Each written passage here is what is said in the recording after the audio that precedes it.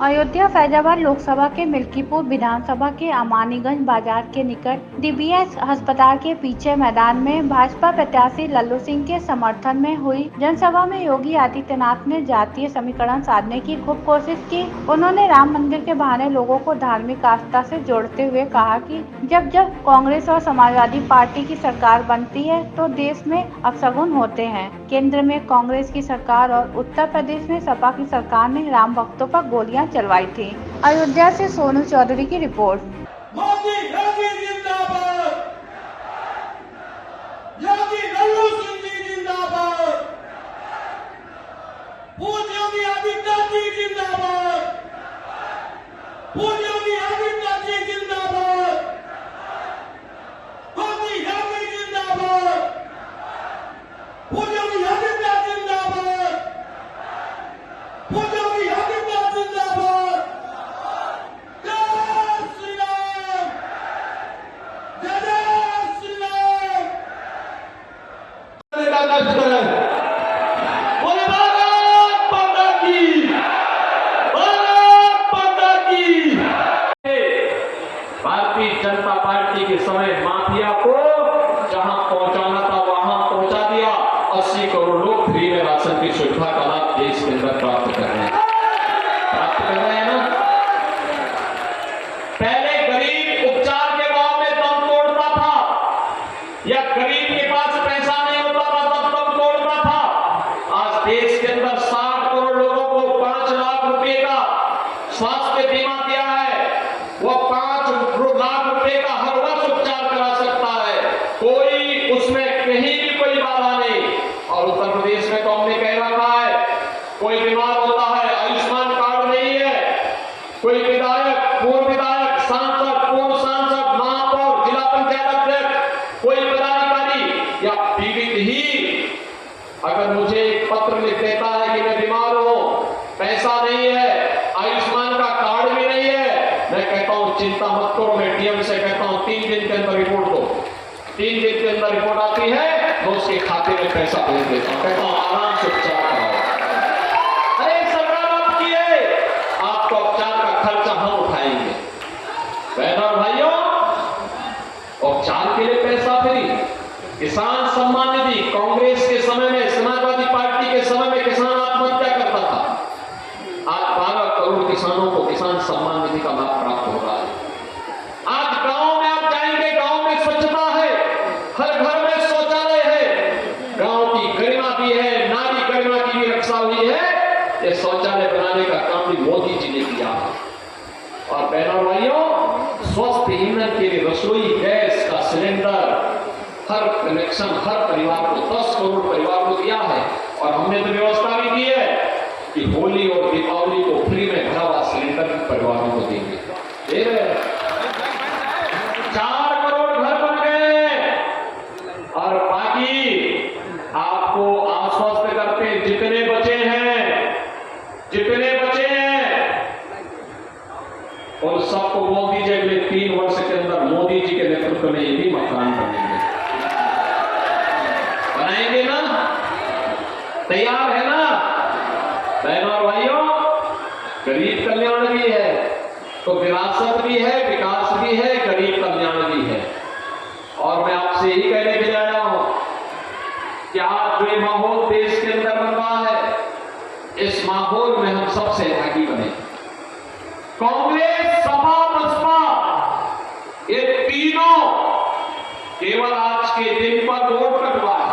और कांग्रेस और सपा का वर्तमान संस्करण तो बहुत खतरनाक संस्करण है, बहुत खतरनाक संस्करण। जब भी ये दोनों मिलते हैं, मान चलिए कोई अपशगुन होने वाला है। अपशगुन कैसे?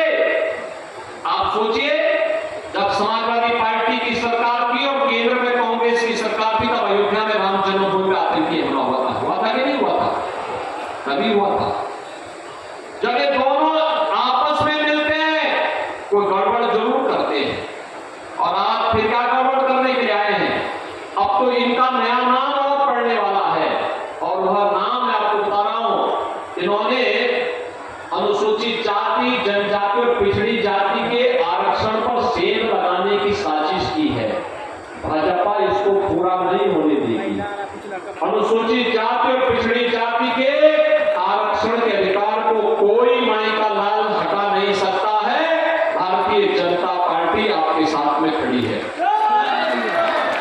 लेकिन इनका गरीबी हटाओ का जो मॉडल है बहुत खतरनाक है। क्या खतरनाक है? वह खतरनाक है, क्या कहते हैं अब? ये कहते हैं कि हम एक झटके में गरीबी हटा देंगे। कहा कैसे? एक पत्रकार ने पूछा इन लोगों से, कहा कैसे हटाएंगे? कहते हैं वेल्थ सर्वे करेंगे। कहा क्या मतलब? कहा संपत्ति का सर्वे करेंगे और फिर कहा कि जो उनके बाप दादाओं की संपत्ति होगी उस आधी संपत्ति, उसमें से आधी संपत्ति हम ले लेंगे और फिर कांग्रेस और समाजवादी पार्टी के गुंडों को बांट देंगे। बहनों और भाइयों, ये समाजवादी पार्टी और कांग्रेस का नया संस्करण है और इसको कहते हैं खून चुसवा। आपने सुना होगा ना, बहुत बार नाम आते हैं अलग अलग। कभी लोग अफवाह फैलाते हैं पान मचुआ का, पान मचुआ ये बोलते हैं ना, ये अफवाह गांव में चलती है और ये खून चुसवा संस्करण है। बताओ, औरंगजेब की आत्मा घुस गई इन लोगों के ऊपर। ये जजिया कर है औरंगजेब का। क्या ये जजिया का रसूलिया कहेंगे आप सब कांग्रेस के लोगों को? क्या अपने पे अपनी संपत्ति पर जबरदस्ती कब्जा करने देंगे क्या आप इन लोगों को? अरे गलत तो नहीं देते। क्या ये अधिकार देंगे? आपके बाप दादों की कमाई, आपका मकान, आपका खेत, आपका खलिहान और कब्जा करने के लिए लोग आ जाएंगे। क्या इसकी अनुमति दे देंगे आप इनको? और मेरा भाई, इसीलिए मैं आपके पास आया हूं, आपसे कहने के लिए, इसीलिए कहने के लिए आया हूं। देखो, लल्लू सिंह जी तो राम भक्त है, परम राम भक्त है। पूरा जीवन ही राम मंदिर के लिए समर्पित किया है। पूरा जीवन ही। जब वे राम मंदिर के लिए समर्पित किए थे तब विधायक भी नहीं थे। बाद में विधायक बने। रामचंद्र यादव रुधौली से हमारे विधायक हैं। लगातार नाम ही रामचंद्र है। और ये गोरखनाथ बाबा ना, ये गोरखनाथ बाबा तो बाबा गोरखनाथ की बभूति के आशीर्वाद से ये पैदा हुआ है। ये पैदा ही इससे हुआ है। इसके बाबूजी गोरखपुर में तैनात थे और जब घर में कोई बच्चा पैदा नहीं हो रहा था तो बाबा से ये आशीर्वाद लिया कि बभूति लेकर के कि एक लड़का पैदा हो जाए और किसी लायक हो जाए, और इसलिए उसके बाबूजी ने उसका नाम ही बाबा गोरखनाथ रख दिया।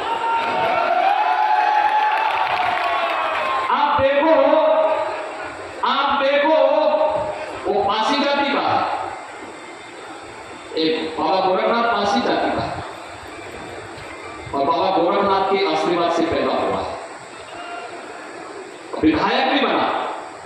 वो तो पिछली बार इसने मूर्खता की, ये आके कहेगा कि पहले के मैं चुनाव नहीं लड़ूंगा।